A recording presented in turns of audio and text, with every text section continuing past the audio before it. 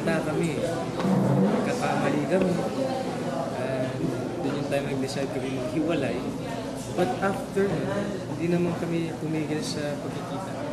Our communication was ongoing. And finally, after several times na nagko-coffee shops, like, things about her, realize namin it's about trying to get back together. Hindi siya nawala at napag-uusapan namin siya sa 2 taon. It's not the second time. Maraming beses na eh.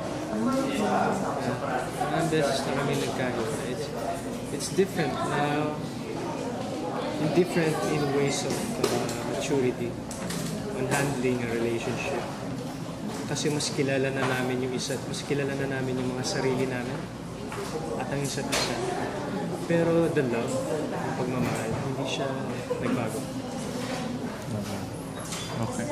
Thank you so much, Kyle, sir. Ano ba, Chris? Nararamdaman ko sa inyo siguro. Pero sa both families, okay naman.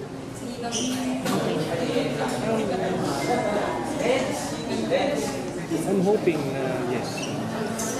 Kasi busy yung family niya eh.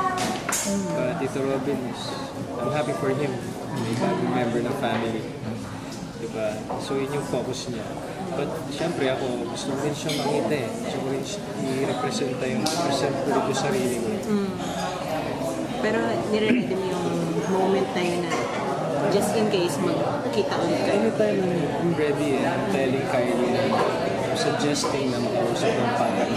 Syempre, respect na rin sa time.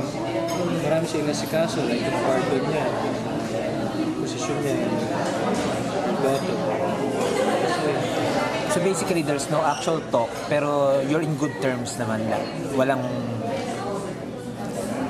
Yeah. In good terms naman siya. And si Kylie naman is... ano naman siya gusto niya rin na magkausap-usap kami. Kasi what happened before. Siyempre, importanteng malaman ulit na mag-present tayo sa sarili. So you're back together again. Would you say na you're destined for forever na talaga?